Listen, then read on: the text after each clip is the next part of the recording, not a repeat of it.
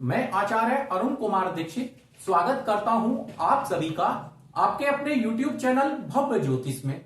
मित्रों, आज की इस वीडियो में हम चर्चा करेंगे धर्माधिपति कर्माधिपति राजयोग के बारे में। धर्माधिपति कर्माधिपति एक विशेष प्रकार का राजयोग होता है। अगर आपको वीडियो पसंद आए तो वीडियो को प्लीज लाइक कीजिएगा तथा चैनल को सब्सक्राइब कीजिएगा, क्योंकि ज्योतिष से संबंधित ज्ञानवर्धक वीडियो हम अपने चैनल पर लाते रहते हैं। अब बात करते हैं धर्माधिपति कर्माधिपति राजयोग के बारे में। जैसा कि राजयोग के बारे में आप जानते ही होंगे कि यदि जन्म कुंडली में केंद्र भाव तथा त्रिकोण भाव के स्वामी आपस में संबंध बनाए तो राजयोग का निर्माण होता है। इसलिए एक बार कुंडली के केंद्र भाव तथा त्रिकोण भाव जान लेते हैं कि केंद्र भाव तथा त्रिकोण भाव कौन कौन से होते हैं। देखिएगा, सबसे पहले केंद्र भाव। कुंडली के केंद्र भावों में पहला भाव, चौथा भाव, सातवां भाव तथा 10वां भाव आता है। कुंडली में यह पहला भाव होता है, यह चौथा, यह सातवां तथा यह 10वां भाव होता है। और जो 10वां भाव होता है वह केंद्र स्थानों में सबसे बली केंद्र माना जाता है। इसके बाद अब आप त्रिकोण भाव देखिएगा। कुंडली में त्रिकोण भाव में पहला भाव, 5वां भाव तथा 9वां भाव आता है। यह कुंडली का पहला भाव, यह 5वां भाव तथा यह 9वां भाव होता है। और त्रिकोण स्थानों में 9वां भाव सबसे बली स्थान माना जाता है और पहला भाव केंद्र तथा त्रिकोण दोनों में शामिल किया जाता है।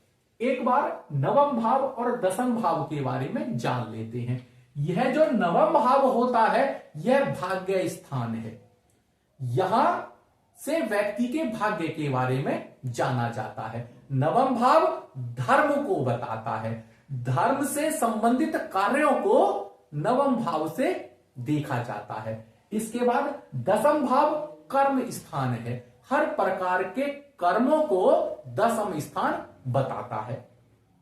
और हम यहां पर बात कर रहे हैं धर्माधिपति कर्माधिपति राजयोग के बारे में। यदि जन्म कुंडली में नवम भाव तथा दसम भाव के स्वामी आपस में संबंध बनाए तो धर्माधिपति कर्माधिपति राजयोग का निर्माण होता है। अब यहां पर बात आई संबंध बनाए। यह संबंध किस प्रकार हो सकता है इसके बारे में भी एक बार देख लेते हैं। यदि जन्म कुंडली में नवम भाव तथा दसम भाव के स्वामी एक साथ किसी भाव में बैठ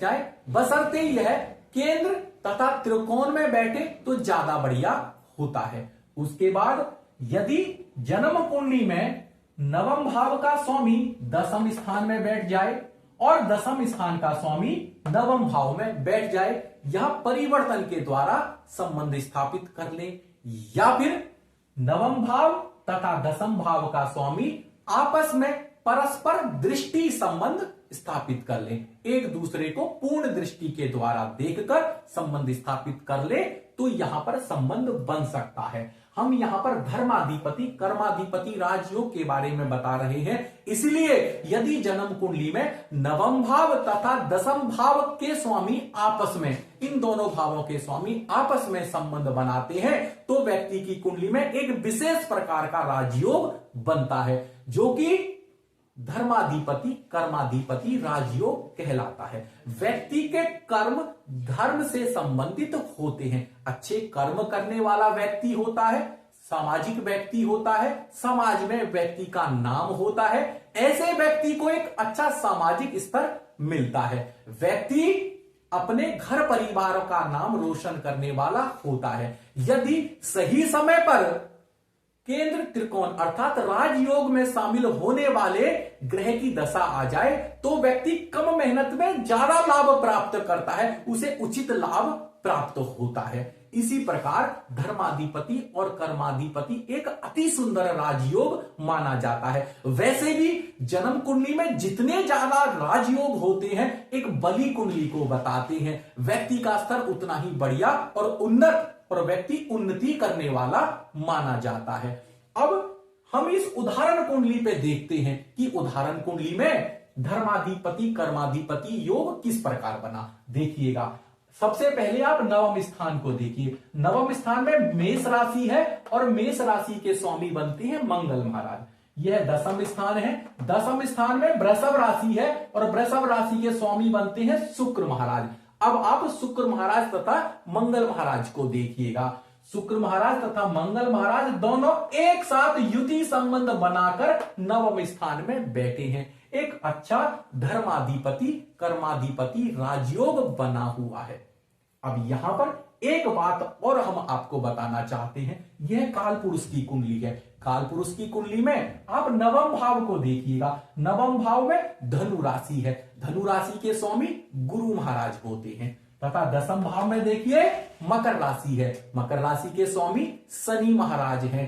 तो यहां पर दसम भाव तथा नवम भाव गुरु महाराज तथा शनि महाराज काल पुरुष कुंडली के नवमेश तथा दशमेश हैं। काल पुरुष कुंडली के नवमेश गुरु महाराज और दशमेश शनि महाराज हैं। आप यहां पर देखिएगा इस कुंडली में शनि महाराज तथा गुरु महाराज भी आपस में दृष्टि संबंध बना के बैठे हुए हैं। तो यहां पर काल पुरुष कुंडली का भी धर्माधिपति कर्माधिपति योग बना हुआ है। इस चीज को कम लोग जानते हैं, परंतु हमें एक बार इस चीज को भी देख लेना चाहिए। यह एक विशेष बात है।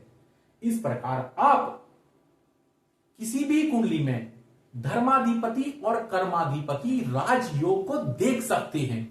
और आशा करता हूं कि मित्रों यह वीडियो आपको पसंद आया होगा। अगर आपको वीडियो पसंद आया हो तो प्लीज इसको लाइक करें, शेयर करें और हमारे YouTube चैनल भव्य ज्योतिष को सब्सक्राइब करें। धन्यवाद।